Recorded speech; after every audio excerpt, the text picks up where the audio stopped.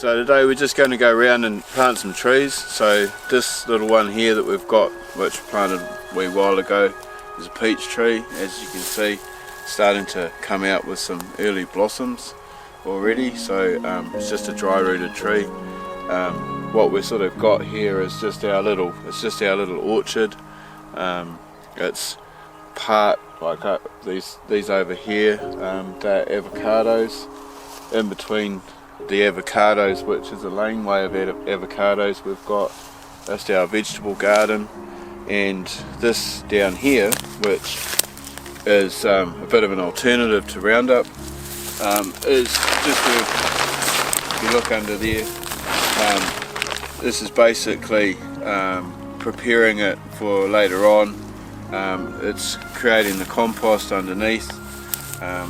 Just this black sheet, we just move it around, and which we did over there, and then because this had a lot of couch and oxalis, things that are quite hard to get rid of, but so this plastic sheet does all of that for us. We'll just go over to these avocados here, just explain. So this one's not doing so well. I'm not going to baby it. I can obviously we'll trim this off down here, take the dead stuff off, but this is just frost damage. As you can see, it's all dead. But basically we're forcing these to adapt or not adapt, you know, whether they're going to be part of this or not. As come over here, see, this is a different type of avocado, and you know, it's getting a little bit of frost burn. This is its second year it's been planted. Again, a little bit of frost burn, but again, not covering it in frost cloth or anything like that. It's either going to survive. I mean, it was an expensive tree, but you know, it's either going to survive or it's not. So here's where Sam's purple, and come over, the purple food comes from. So just see, these are starting to come to head. Those are again a heritage variety of carrots down here. Just interesting things that we've decided to grow. This one's got a little bit of frost damage. It's got a few more frosts to go yet.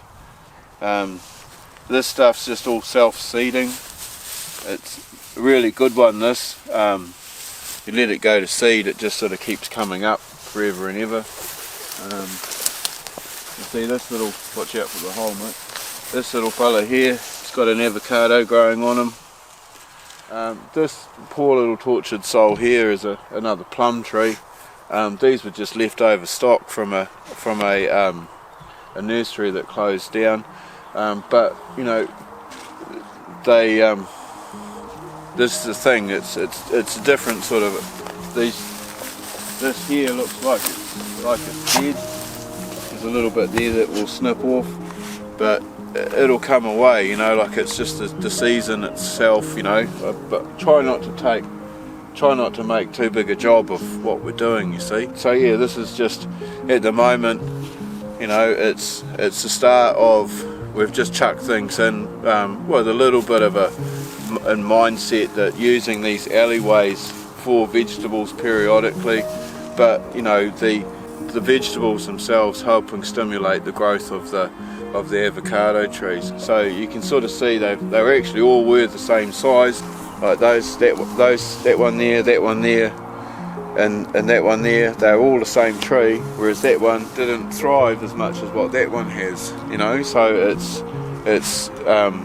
it's basically genetically selecting the ones that are going to thrive in the environment. So this area is different to the rest of the farm, which we'll go out and show you what we're doing, but this is absolutely just a home garden, like what you'd call an orchard, and so it's just a growing space. So the cows will never graze in here, can't graze the avocados anyway, apparently they're poisonous. And then this one here is just a kawhai, and we just sort of planted that as a little kawhai hedge, just to shelter, add some shelter. But in the meantime, you know, like if there had been a hedge here, that'd have been great. It would have been a bit of shelter. I'm not too worried about it though, because at the end of the day, the things that we've selected and put in there, or as they select, they've really got the full thrust of whatever the environment is, and so whatever the real good productive stuff is gonna shine through. So anyway, we'll go over and have a look at the rest of the farm.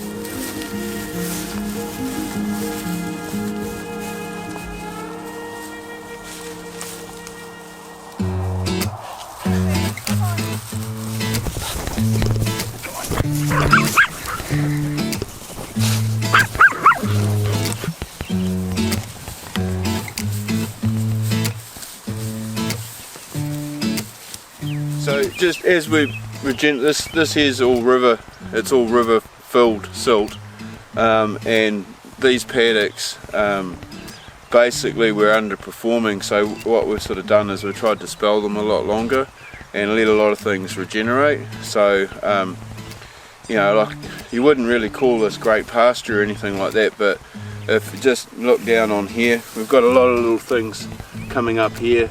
This is like a sorrel, sheep sorrel. We've got docks. I'm not worried about docks. Docks are a great thing. Good strong deep tap root. They're quite medicinal for cattle. We noticed just when we had the dry period that some of the docks got munched right off, right down to ground level, and they were even going into the dirt to bite the root. But yeah, a lot of these older grasses that we don't necessarily in agriculture call them productive grasses. Got a little bit of prairie grass there, which is one of my own personal favourites, because I just think it's such a nice, rough, coarse grass. It's got a nice, tough, strong root, but it's very lush, great for horses, great for cattle. This grass here is another good old grass. The rye, we've got rye in here, little bits of rye, but you know, it's mainly the deeper rooted grasses that are in here. You'd typically say this wasn't great stuff, but at the moment it's really, I'm not going to dig in here, but there's an enormous amount of worms where there wasn't worms before, and this is a really problem patch for me, because basically straight underneath here is stone. If you pan across there, you can maybe pick it up. Just that shows a cross section where the river's cutting out, and you can see just the layers of soil in the stone area, because the river used to go through here. So this is just reclaimed land by the river as the river's changed course. We get a really good dry. Where I'm standing now just used to burn right off, and this time around, of course, we didn't get as dry as we have done, but it stayed lush like this, and so that's by backing off, well, really favouring it and letting the roots grow deeper, and just self-regeneration really. Very lazy farming. So anyway, we'll carry on. So this is an area, basically the river itself, where we've fenced it off. It's only been fenced off properly for a couple of years now, and we've planted out the edges, but without cattle going through it, which when we were dairy farming, it was just was the way. When it was hot, cows used to come back and drink in the river. Obviously they're all fenced out of it now, but we just look down onto the banks and just see that the watercress itself is trying to pull the nitrates that are coming from other activities further up. We're surrounded by vegetables, but you know, that's you can't quite. The watercress itself is the purple one. The parsnip weed, which is uneatable, is the lightly coloured one. But obviously, we're actually standing when it floods. We'd be way underwater. This is like quite a powerful stream. So, and up the bank here, we've got a few elders, and a few birches, and they're sort of pioneering plants to retain the banks. A lot of these banks I reshaped before we plant it out. But here, this is an old bridge, but it's just left it as it is because it sort of gives it a lot of character. There's a lot of spaces in the old concrete for where eels and stuff like that can live. But yeah, it's all, I'm quite happy with what's happening here. It is all really starting to thrive, and you know, it's even just leaving things like these logs and things like that, they're all habitats, and yeah, certainly you know, it's something that, you know, fencing off the waterways, it's definitely something that is, you know, we've lost a bit of land, but the river's looking cleaner anyway in our space. So we're going to plant some mulberries, which they're a berry producing tree, so it's a perennial crop. It's to replace well, not replace, but it's an alternative to the barberry hedge. So the barberry hedge, this is a particularly good one. Barberry hedge is sort of a traditional Brittany type thing that we've got all over the farm, and in the prevailing southerly wind, and you know, in the winter time, the hedges are just amazing for holding the bird stock that deal to the grass grub and the piranha and all of those sorts of pests that live in the soil, and the stem weevils and stuff. But the big thing that the hedges are for is to cut down the energy need for the cattle in the winter time. We used to have, all we had was a little Fergie tractor, and sometimes if there was a hailstorm, you'd hide in the wheel well of the tractor so you didn't get pelted with hail. But you know, you would see the cows all poke their heads into the barberry hedge and take shelter. You'd see them at night. You know, when it starts to get cold, they just camp next to the hedge. So anyway, we'll put these in. I'm really lazy. Someone's going to criticise the way I plant dry-rooted trees, I'm sure. But all I do is, so I'm making this look really hard because we actually haven't had any rain. So what I do is I buck that up, and I make a hole. So basically I part the topsoil back and just make enough room for the root to go in. The dry rooted tree, my assistant here places the tree. I try to get them to the back of the hole, and if you just notice that that's the above ground, that's the below ground, and you know, trying to keep what you call the crown in the right place. The roots are nice and able to find their way, and then it's just a simple Andre the Giant, just your boot, and just stamping it down, making sure, like some things don't like a whole heap of excess water, so just stamping it down, and that's the first tree. So you know, that's our first mulberry tree, and we'll go along and plant the rest of them. You know, you could be really special about it, and you know, you could have a nice straight line and everything like that. I've actually planted some fairly bad lines, but I just step them out. So 1, 2, 3, 4, 5, 6, and then again repeat.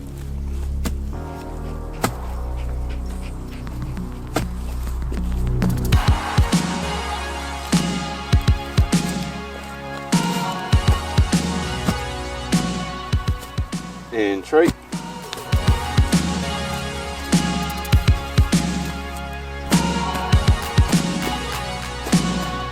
By planting it that way, you haven't disturbed basically what's going on in the soil. This is a particularly bad paddock. It's 17 acres. It is that way because it's a paddock that we reserve for training the horses. We actually haven't used it for a wee while, but it's still, I do I have started break feeding it, but it's an area that I haven't really started in, so it's still traditional what it was, where it's just rye and clover. But yeah, by putting, you know, the topsoil depth in here is pretty shallow, but putting it in such a way is it's whatever's going on here is undisturbed. So again, six paces, so always be careful not to stand on your assistant's hand, otherwise they go home. So yeah, minimum disturbance.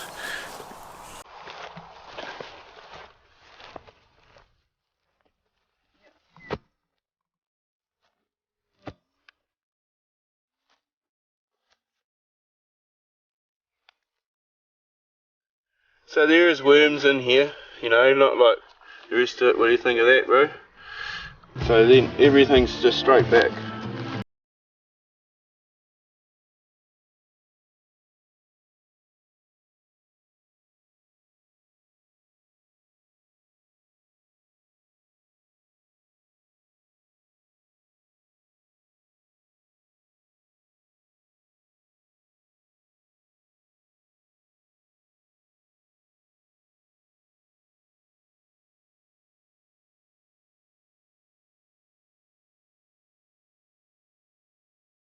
That I think needs to be said is that these trees are $3 each. So, you know, for what we've probably planted, we're going to plant just in this little row, there's only like 15 trees, so, you know, for that small little investment, this might be years. You know, they're meant to be reasonably fast growing. They grow quite tall. That's why we've got the distance. We actually space things a little bit closer than what it says, and that's probably an error. But for that little investment, you know, it's another income. It's doing a function. It's feeding the birds, if nothing else. The mulberry bush itself is actually an alternative feed crop for cattle, if need be, and pigs. But there'd be a lot of people watch it, and they're sort of like, watch what we're doing here. And this is actually class 1 soil. So even as I'm doing this, even for as much as I believe in regenerative agriculture or organic agriculture and all the rest of it, still doesn't stop me sort of, you know, I'm still got that pang. Geez, I'm planting a tree on such good soil. I'm taking up, you know, real good grazing land. Well, it's not true. At the end of the day, what we've already done, we've seen much more growth under something that's got a tree pulling up nutrients from below. It's just how well it harmonises with the system is just amazing. You know, I've been doing this for quite a while now, and anybody thinking, you know, whoa, geez, you know, you're taking over good grazing land. I don't think I'm not thinking about that, but you know, as time goes on, when we've, you know, already I feel less of that, but you know, it's not something that just suddenly you're one thing and then you're another. As we try new things, we still got our prejudices, and you know, that's still my big prejudice, but at the end of the day, it's just so much enjoyment when you see, like, there's just a twig. It's a $3 twig, but you know, hopefully we can show in some time soon some of the things that we've planted this month. It feels like the first day of spring. You know, be able to show just the things as they start to flourish away, and hopefully it inspires other people. We've just got these last few trees to plant.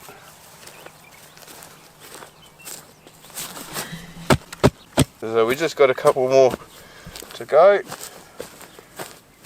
and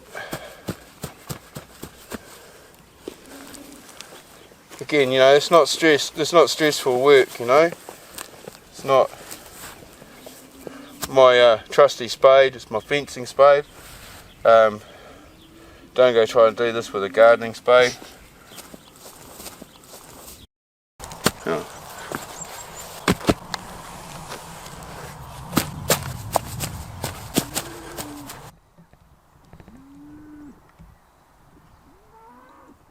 So I guess the one thing that we sort of got to discuss is we've got some eggs here. Now the mother lays these eggs. Don't touch them, because otherwise the mother cow won't take the baby cow back. These hatch out usually about now. These ones are a little bit late, but yeah, so we've got quite a big nest of cows' eggs here. And they usually nest like this, and we just put this fence up around them just so that the other cows don't try and steal the eggs. Some of them can do that, so yeah, that's it's quite a beautiful thing.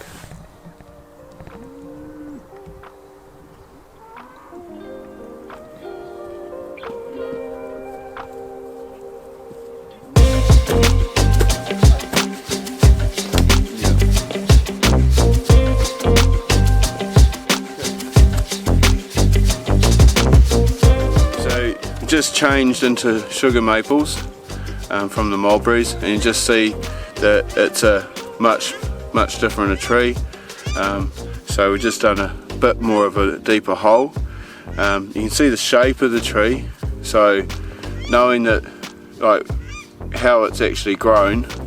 See, if I was to plant it like that and the predominant wind, if I was to plant it like that, that's the predominant wind going back that way. That would be silly. So I plant it like that, making sure the roots are down there, nice fibrous roots, and again just lightly bringing it back and closing the hole.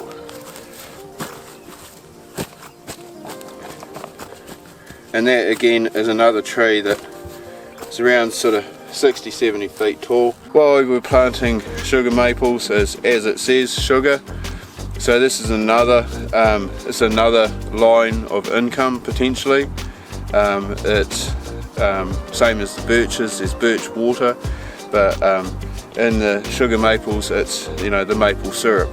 So it's tapping them. Two ways of tapping them. There's gravity tapping, or there's actually vacuum tapping. We certainly probably wouldn't be getting into vacuum tapping.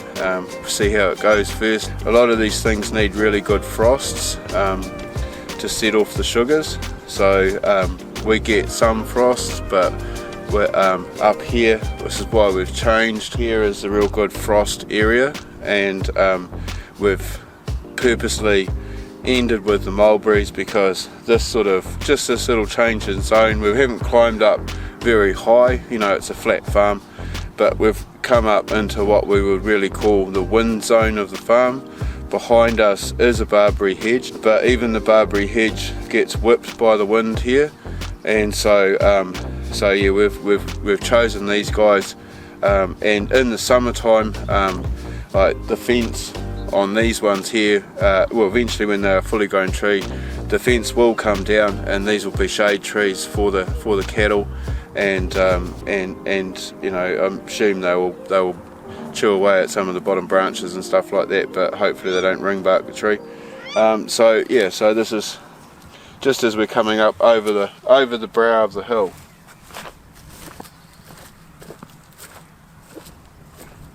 Sorry, the paradise ducks. Yeah.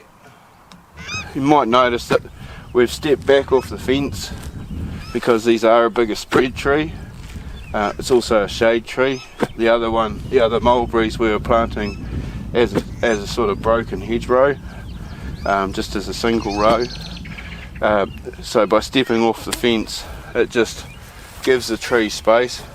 When you're planting a stick in the ground, it's really hard to imagine what the tree is going to look like. So it pays to try and look, even if it's just googling it and having a look at what the adult trees look like. I'm violating every bit of the spacing manual. I'm far too close, but this is not a plantation of trees. This is simply a a line of trees. So they've got, when they're talking about spacings for a plantation, they're talking about all of those trees being compressed against each other. When I'm planting a row, even if it's a double row, they've got it's light that is one of the biggest things. All root spread. So we've got pretty much less than 6 meters between these two trees. A guide is something like 35 feet. Hey, I could be wrong in the long run, but this is what I believe is the best way to do it. I think that they would struggle being further apart than what they would do being closer together. So we'll just get these last few trees in. So as we're looking up this way up here, that's Levin, and just see the edge of the hill or the quarry at Ohau, and then as we're coming around directly, there's our house. Up here, that's the township of Manukau, and then as we come back down that way, we look at the edge of Pukeau Hill. That's obviously Otaki, and then the edge of the further hill away, which will just be appearing blue, is our way to Wellington. And then over there, which you may or may not be able to pick up, is Kapiti Island, just sitting on the edge as those, just in front of those cows. And then as we come back, as it's talking about with the hedge, we just got a little bit of a northwest breeze. Just it feels like there's some rain coming. It's not cold, it's been a nice day, but the cattle are all just sitting in behind that the hedge there, just grazing away, and that's just, it's naturally where they go. It's when they just find the favoured part of the paddock where the environment's the nicest. So as you can see, the hedges, which used to be our dairy grazing platform, that was our main farm, that section there that's all hedged, and this first block here was added to it. But yeah, it's just I don't cut the hedges going into winter because I keep them for shelter for the cattle. So yeah, that's where we are. So these are some almonds that we planted the other day. So again, dry rooted trees. Couldn't plant these are bigger trees obviously, so this wasn't using the slot method. This was digging a big hole like you would a post hole. Paying particular attention to try and get the layers of the soil back sort of the way that they were. So just as we come along, these are just older stock trees, and they're just starting to leaf out of the buds. A lot of this tree came with a lot of the green that's on it. It will get a little bit of root shock and stuff like that because it's just gone from the environment it was in the nursery and it's gone to here. But we're just starting to get a little bit of leafing coming on, which is really, really good. So these are almonds that we planted last year, and as you can see, with it being fenced off, we've got all of the grass from a year's growth. It's rotted back down. I've also added a little bit of stable straw and stuff like that, which I can see that we're going to have to assist these. They've had a hard time. The hares seem to love them. So I mean, we never actually protected these, and some of the newer ones that we're planting, we're going to have to put some protectors on. That's even though we are controlling the rabbits and stuff like that, we've got a lot of small farms, land holdings around, and they don't. So this is just something that we're going to have to do. So here you can see that like they haven't grown much in their first year. Obviously they had a knockback. A lot of these were chewed off, but already this is like the difference between the dry roots that we've just planted compared to where something that is actually growing. This is the stage that it's at. So yeah, we'll just go through and film the rest of this is just a double row. We've done a double row basically so that they're alternatively spaced. They're quite close. However, it is designed as a windbreak and as something that may produce something in the future. So we'll just walk down the road. A little bit more leaf on that one.